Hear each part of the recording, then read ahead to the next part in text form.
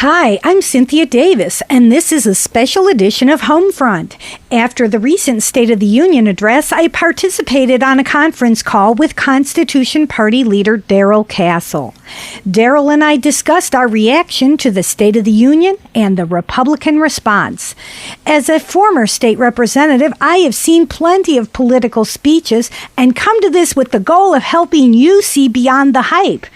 Darrell served as the past vice chairman of the Constitution Party and the party's vice presidential nominee in 2008. I hope you enjoy this special edition of Homefront.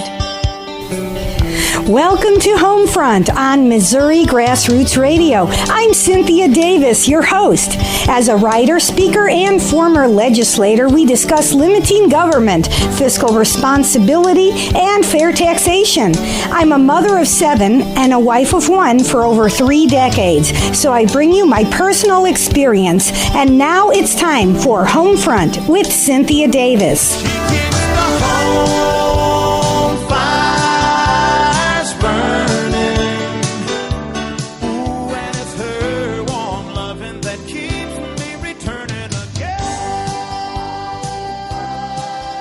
Welcome to our analysis of the State of the Union speech. I'm Cynthia Davis, and I'm being joined by Darrell Castle to provide you with a deeper understanding of what was really said and where our nation is heading. In today's world, where there are very few politicians with real answers, Darrell and I provide you with some sound logic without all the spin and rock-solid answers on how we can be more constitutional. So I would like to talk to you, Darrell, about my first impression, and then I want you to give me your first impression.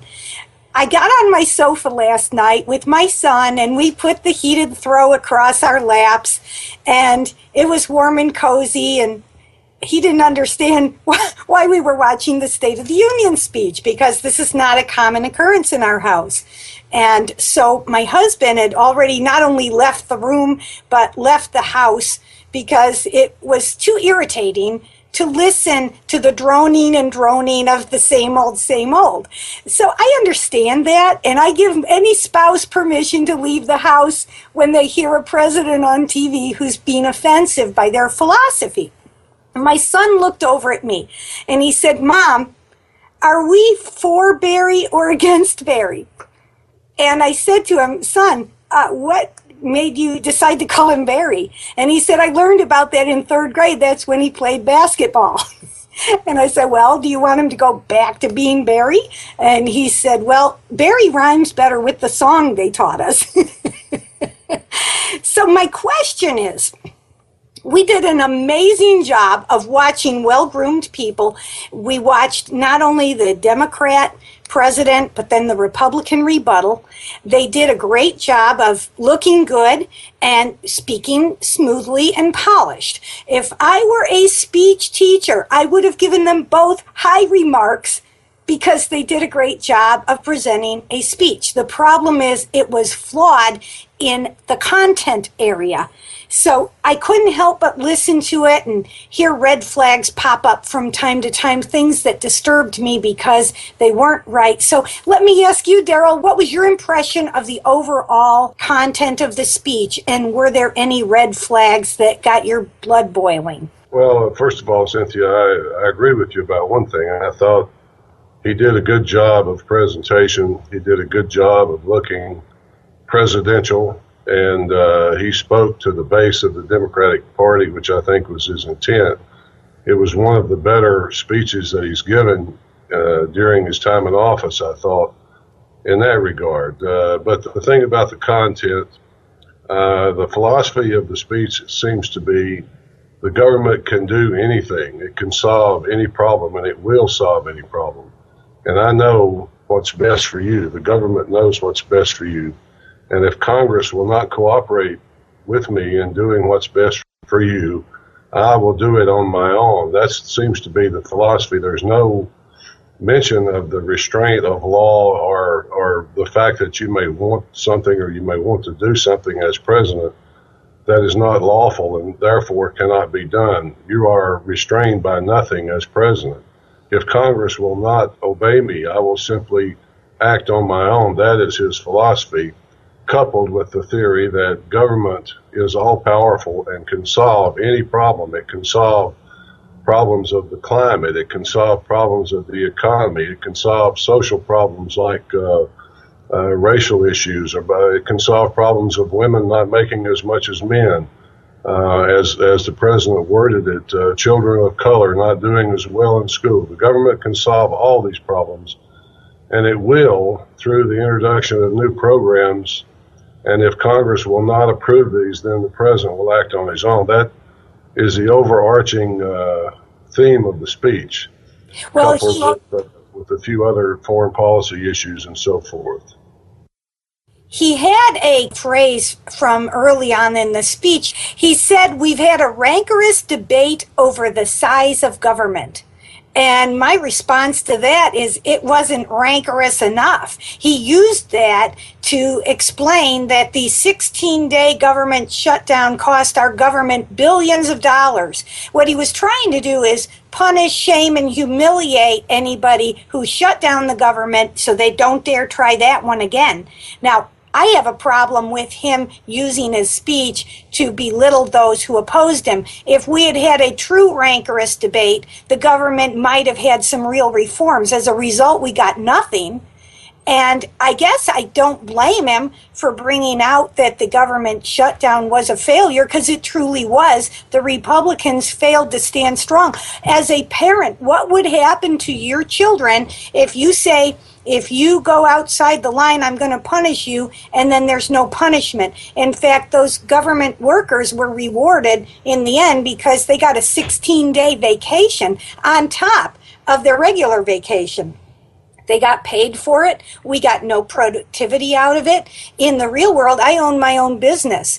If I shut my business down for 16 days, I don't get customers. That means I don't have sales. That means there's an impact. He is acting like government needs to support everybody. And you're right. What he's saying is that the 16-day shutdown was a flop, a failure. And I wonder if you would comment about how his remarks struck you. Well, it's interesting. I thought he chided Congress from time to time about differences that they've had, but overall, I thought he was respectful of Congress in general. As far as the government shutdown goes, it is interesting that it cost billions of dollars to shut down the government. I wonder which cost more, shutting it down or keeping it open. We had an old building here in Memphis one time that the studies showed that it would cost $500,000 a year to shut it down and over $1 million to keep it open, so they shut it down. But it's interesting how that works. But you're right, the shutdown came for the American people. No good came of it. I mean, the president was, to use a word from his own party, mean-spirited about it, and that he punished the American people by trying to take away things that might be enjoyable to them, like parks and things of that nature that he decided on his own authority to close. And, on his own authority is how he likes to do things. If he doesn't get his way, he just does what he wants to do without any restraint whatsoever. So in the long run, the shutdown of the government was pointless and meaningless because nothing came of it. We ended up passing a budget with even more money in it. So what was the point? Darrell, to disagree with you slightly, you said he didn't disparage Congress, but his exact words were, those who supported the shutdown didn't do right by the American people. So that really was a jab. And we ought not let him get away with that, because while it was shut down, he was the one paying federal employees to erect barricades to open monuments like the World War II veteran and to block off access to our parks where there was zero cost to the taxpayer for people actually seeing the park. So he was punitive, and that was a disparaging remark when he said that we didn't do right by the American people. I think he needed to point the finger at himself there and say he didn't do right by the American people by trying to jab us when we were in a crisis. But I'd like to talk to you about minimum wage, because that was the comment that drove my husband not only out of the room but out of the house. So he puts on the screen a picture of this boy with buttons in his ears. And I'm not disparaging that, but he's trying to stereotype what people look like who are on minimum wage. And that's a problem right there, because he can't make an assumption that's what they all look like. As he went on and on, he had the employer stand up and receive applause because this employer has decided he's going to pay his employees $10.10 an hour.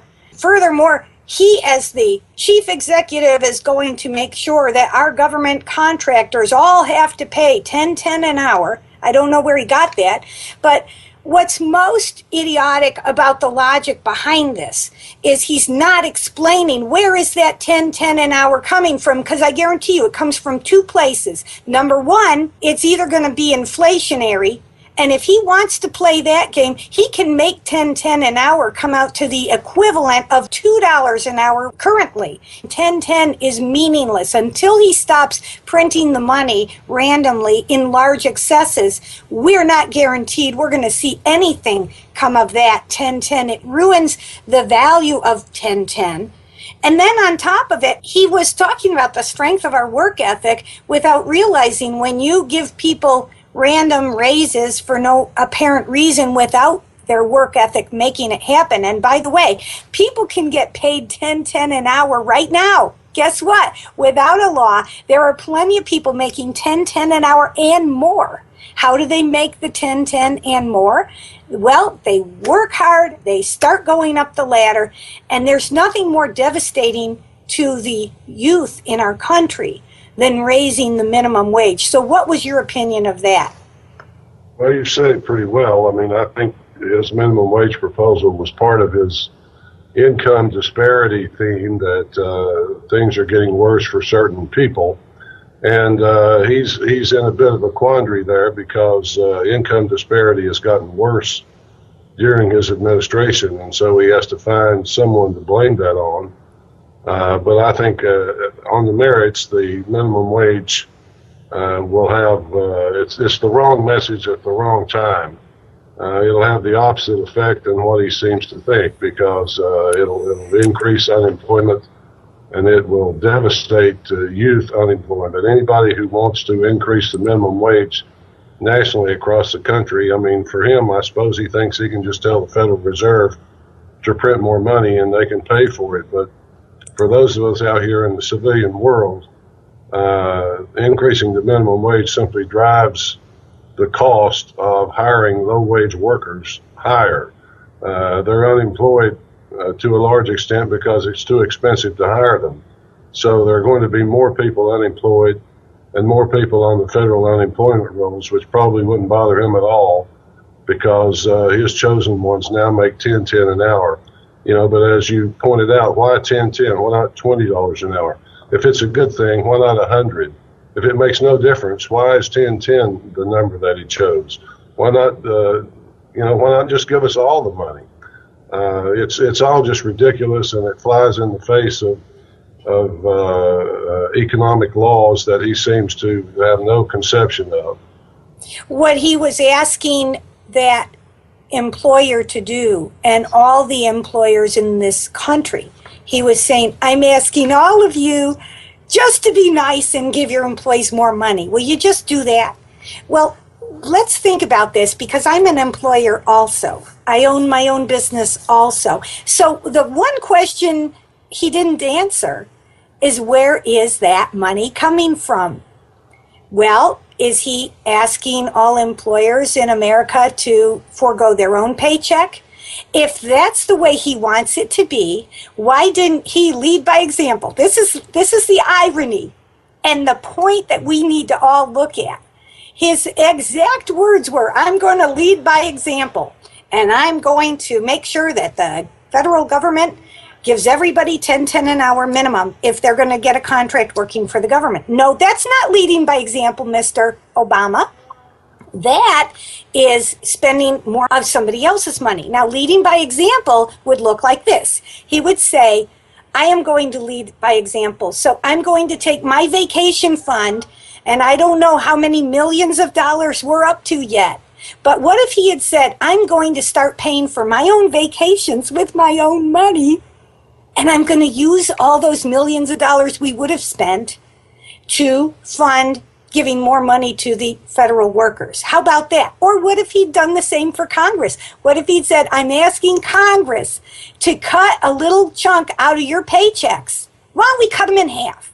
Congress, be noble. Every one of you who wants the minimum wage to be raised, you lead by example. You start off by saying, let's be the first ones. We're going to cut our paycheck in half and put the remainder into a slush fund that goes to help other people get more money per hour. How about that idea, Darrell?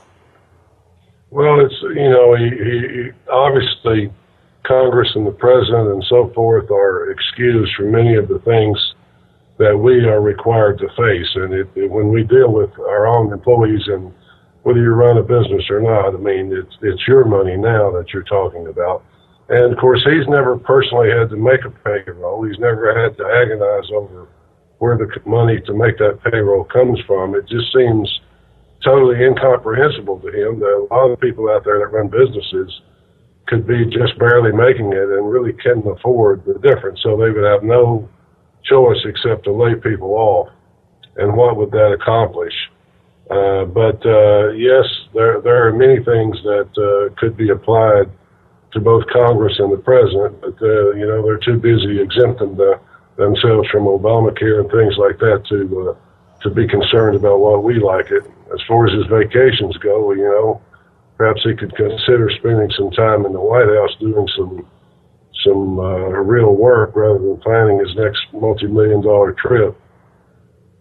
There was a moment in the speech when he talked about Michelle Obama so she would have a chance to stand up and everybody could see how pretty her dress was. And I think that's nice.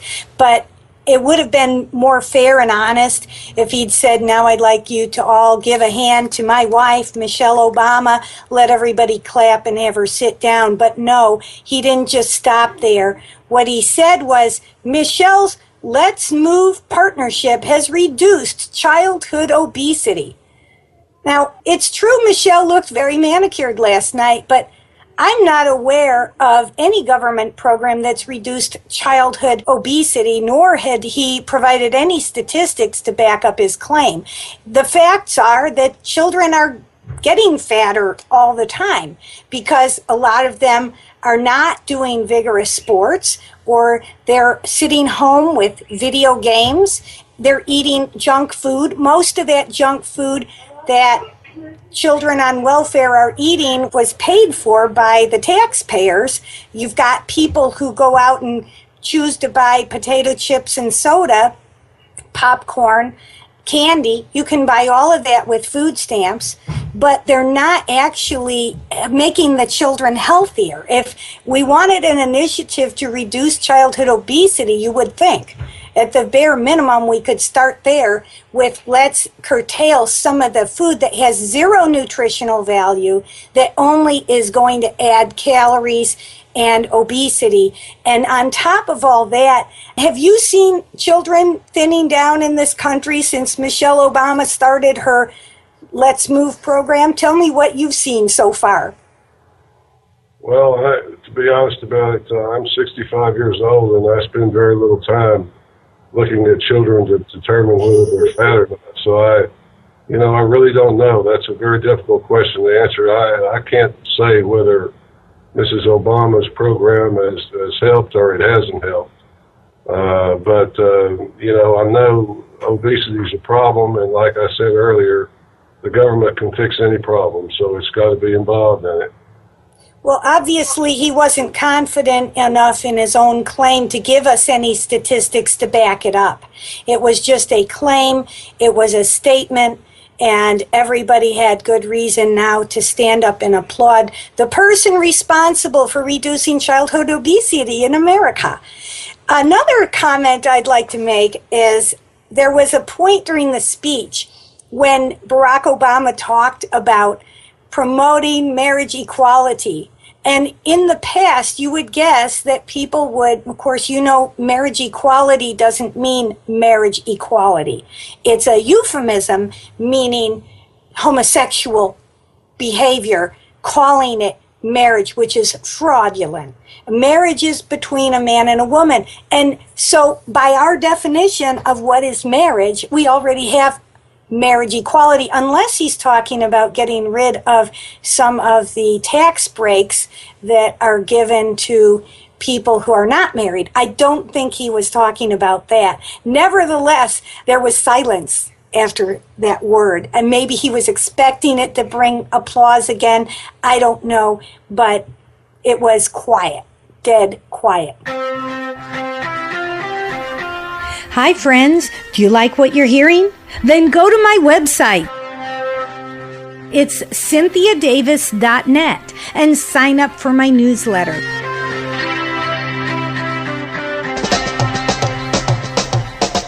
You'll get all this information and more when you sign up for my email reminding you of when you'll hear another podcast and letting you know what's coming up next. Besides, we always have a little bit of humor at the end, so go to cynthiadavis.net and stay in the loop. For those of you who don't like email, go to my Facebook page. It's called Homefront with Cynthia Davis. And make sure you click the like button. That way, you'll have a convenient way to see what we're doing and to get the word when another podcast is released. Shine, let it shine before all men. That's Homefront with Cynthia Davis on Facebook.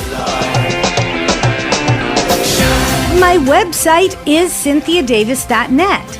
That's where we keep all our good stuff. So if you want to get our newsletter and find more podcasts, go to cynthiadavis.net. Hey, let's stay in touch.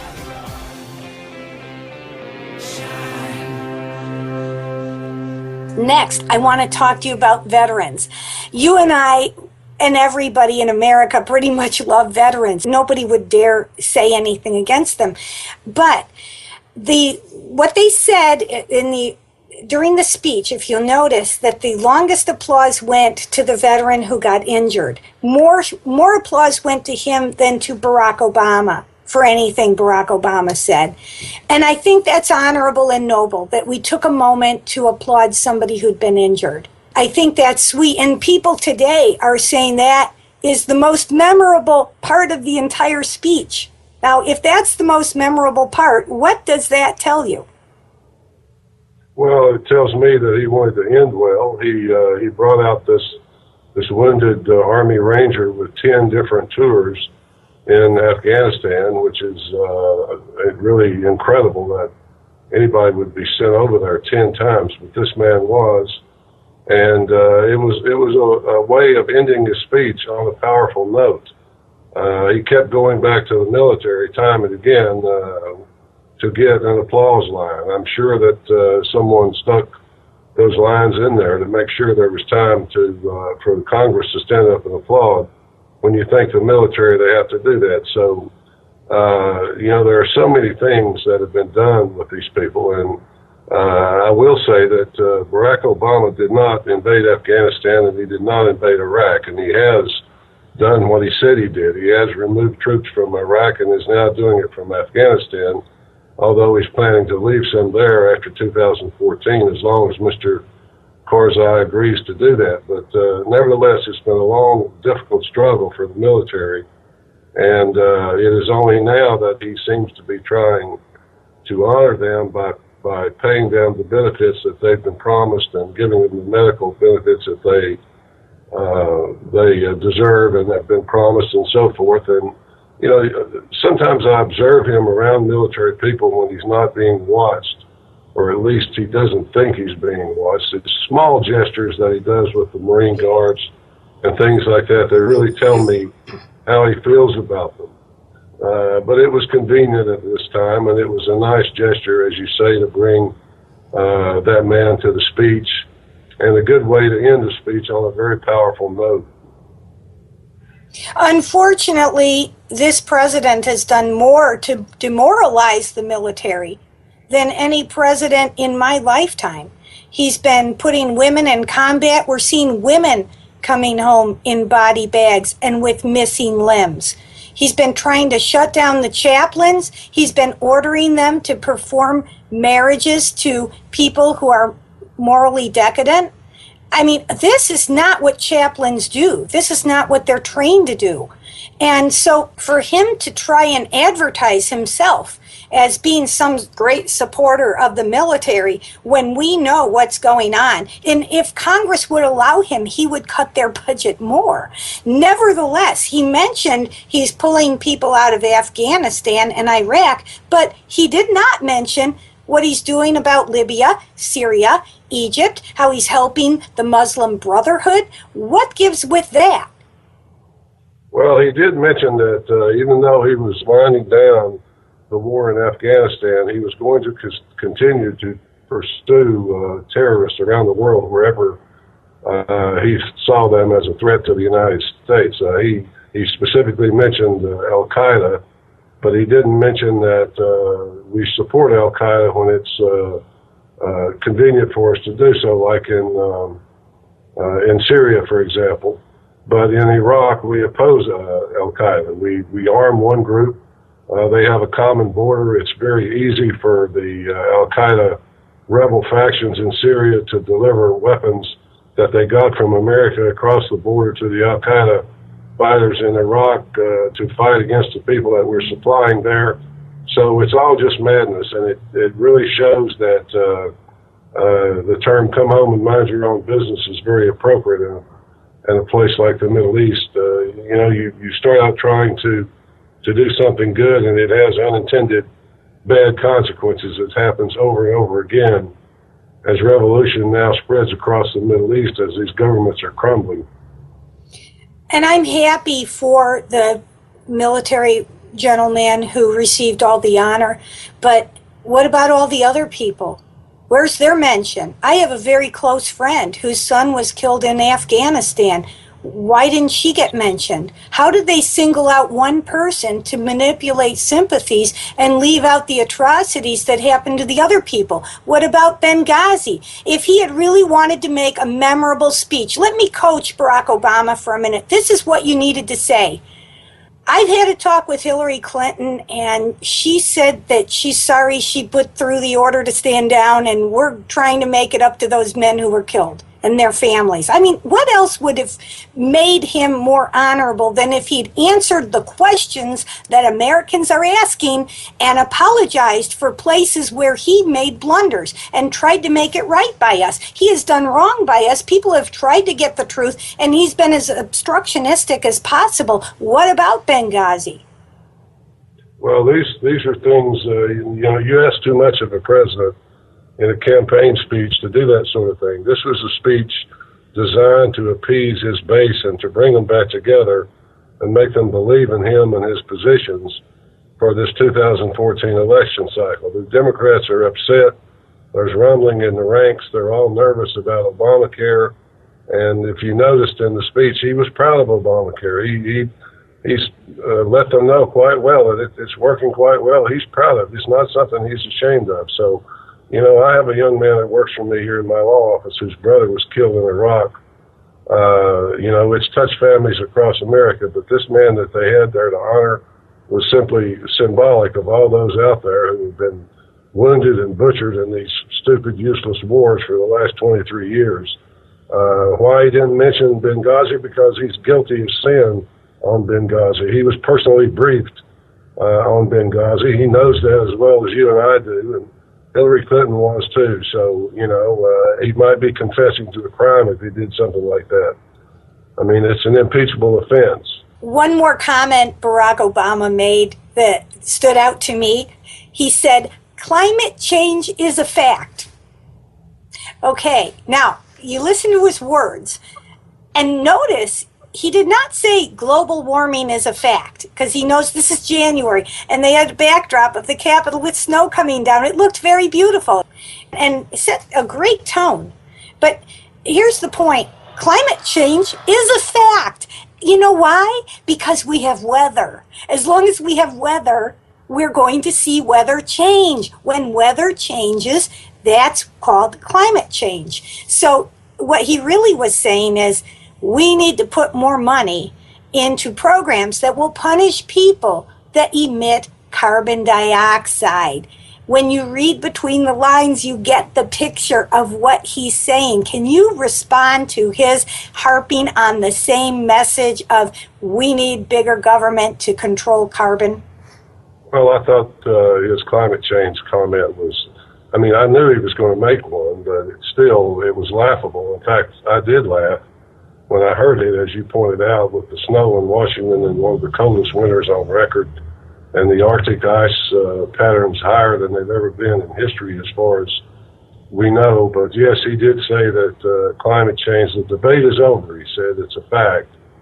And as you point out, what he's really saying is the laws of economics do not matter, not to me, but I'll tell you something about the laws of economics. No person, no country, no people, no society, no civilization can spend more than it takes in forever. Sooner or later, somebody is going to have to pay the piper, and the piper is lining up in America right now for his money. And this country, there's a day of reckoning coming out there, and very soon, he can't simply wish away the laws of economics. Sooner or later, these debts are going to have to be paid. Well, I want to end with my favorite topic of the whole speech, and he kept it brief, but there's something that, Darrell, you and I and Barack Obama, all three of us agree on. You want to guess what that is? We all agree that the immigration system is broken. Well, you're absolutely right. We do agree that it's broken and it needs to be fixed. What's interesting is Obama admitted the immigration system is broken. Thank you. You admitted it. What we can't agree on is how to fix it. So we do have a problem. He claimed that the immigration reform will grow our economy. Now, let me read between the lines for you. What he's saying is immigration reform will bring in a lot more workers who are then all going to get big paychecks, because if you combine immigration reform with a higher minimum wage, now you really have problems. What he means by immigration reform is take people who cheated our laws to get here illegally and make them all citizens, and that will obviously stop more of them coming? No. It will make more of them want to come, because now it's so much easier. When you fill the workforce with people who are making more money, and it's supply and demand. It's simple supply and demand. How can wages go up when the availability of workers goes up? Well, you're right. I mean, we do agree that the immigration laws need to be fixed, but his solution, as you say, is amnesty for those who are here now, and complete open borders, and at the same time an increase in the minimum wage. It's a recipe for disaster, but the Republicans are just as guilty as he is. In fact, they want it. The Republican leaders, I mean, the lady who gave the Republican response, Kathy McMorris Rogers, a real sweet lady from Washington, I mean, she essentially endorsed amnesty in her Republican follow-up. So it seems like something that's going to happen, because the Republican leadership is certainly solidly in favor of it, but whether they can get it by the rank and file is another issue. It was an interesting point in his speech, you're right, because most of us out there who feel the way that we do probably were thinking the same thing. Yeah, you're right, the immigration laws are broken and need to be fixed, but our solutions are completely different. Our solutions are completely different. We're all looking at a problem, which is a porous border, people coming here randomly. Some of them are good and some of them are not good. Some of them are people we would not want in our country. And if we had rules and respected the rules and enforced the rules, then they wouldn't be here at all. When you combine the murder rate and the domestic violence rate and all the other places where we're spending our money on things that are not even for citizens, there's something wrong. I don't know that it can be fixed. My prediction, and you can give me yours, but I predict that the Democrats will win this battle because they want to turn it more into a loose structure. All you need is a minority of Republicans to go along with that, and suddenly you've got a majority supporting it. What will it do to our economy? That story has yet to be told. We have a country that was designed for moral and decent people. It is wholly unfit for any others. And if we bring people here who don't have the moral standards, cannot assimilate, and don't share our values, that is a recipe for more hardship and more difficulty for all of us and our way of life. So I did hear Kathy Rogers' response, and what I got from it is this is a very nice lady, very well groomed, sitting on a sofa, didn't wear a suit, but trying to be casual. When you don't wear a suit, you're trying to say, we're going to pretend we're just home. And both announcers, before her speech and after, mentioned that she has 3 children. She mentioned that she wasn't married when she came to Washington, and now she is. I'm happy for her. So what was the meat? Where was the content part of her speech? Well, a lot of these politicians want to win a personality contest. Both Kathy and Barack were trying to win who is the most likable. The commentators are looking at them and saying, which one makes us feel good? This is where the American brain is turned to mush, because we ought never be satisfied with who's going to make us feel good. We need content, we need substance, but more importantly, we need to adhere to our founding documents. Where was the mention of the Constitution or the Declaration of Independence or anything that this country was based on last night from either of them? Well, as Nancy Pelosi would say, you've got to be kidding.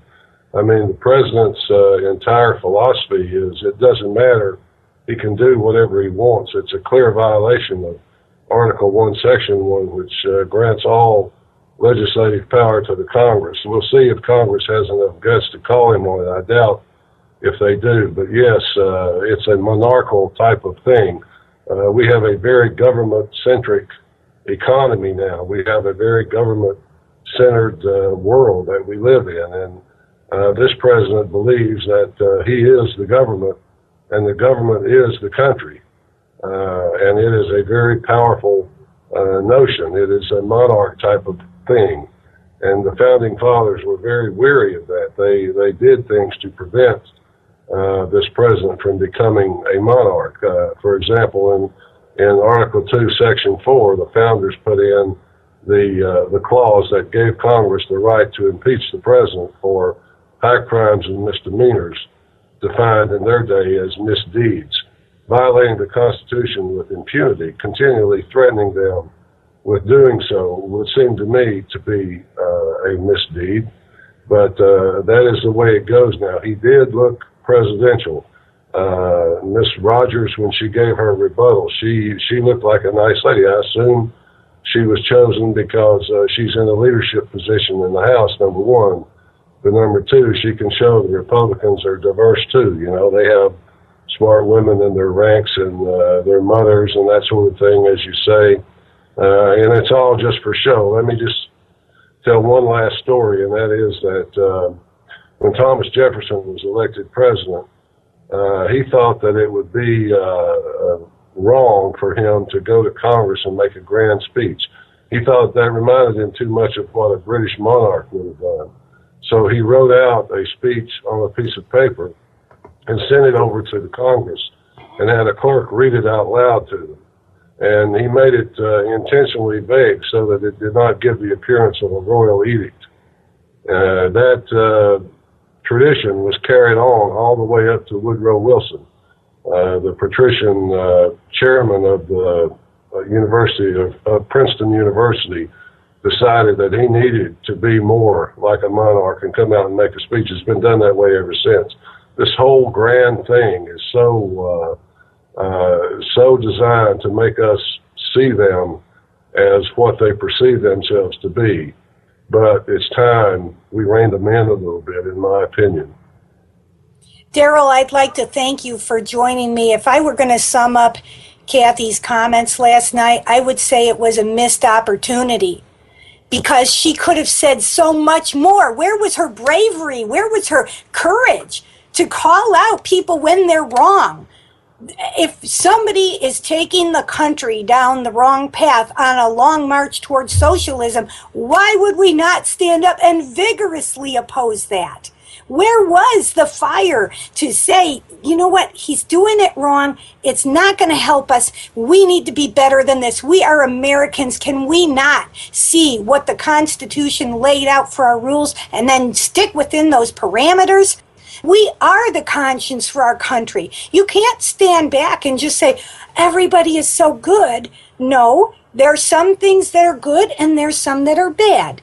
And governing correctly means you point out when they've gone bad and you stand by those who are good. And there is a right way and a wrong way to run this country. Together, we can raise the consciousness and create some awareness of where we need to go. And so, thank you. You can't fix a crummy speech by throwing on a quick God bless America. That's the last topper at the end. And now, those who know Barack Obama know that he probably told his Muslim friends by God he means Allah, so they just cut him some slack there. But the truth is, it's not going to help you to sling some reference to God on your speech. And both of them did this without the meat. The Congress is responsible for funding abortions. Why would Kathy not have stood strong and said, while this man in the White House thinks it's okay to kill innocent people who've never had a trial, I stand against that? Where was the opportunity to explain what is right and wrong economically even? How he is taking us financially off the edge of the cliff, and these policies are causing more destruction. So I don't know what the answer is for the Republicans and Democrats. It kind of felt like watching a wrestling match, and the goal was for them both to come out looking very muscular at the end. Well, if that's your goal, fine. But meanwhile, the country's going in the trash if we can't get better leadership. Well, you can't have a Republican leadership. The president comes out and says, look, without saying it like Bill Clinton, I feel your pain and I'm going to help you. I know what's wrong and I'm going to fix it. You can't have the Republicans are not going to come out and say, no, this whole system is flawed. I mean, they just simply don't have the courage to do that. And like you said, they're not going to come out and say this is taking us toward a system of government, socialism that has failed worldwide.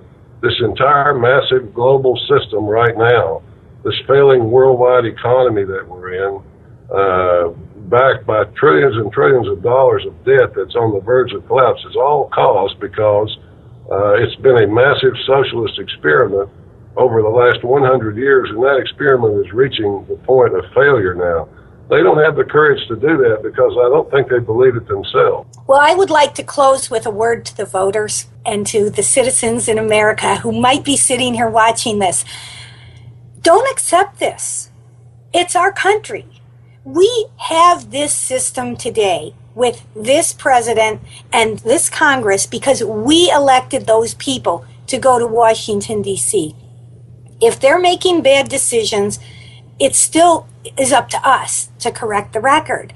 And we can do that by becoming informed, by supporting the good guys, and by learning the difference between what's a slick speech and what's constitutional. Don't let them dupe you. Do what's right. You'll feel good about it, and so will we. The country can self-correct. We are designed to self-correct. All it takes is people who are brave and bold and stand up. We have to tear the veil down, take off the sheet, open up the can, look inside, and say, that's not resonating. You know what? The economy is worse than ever.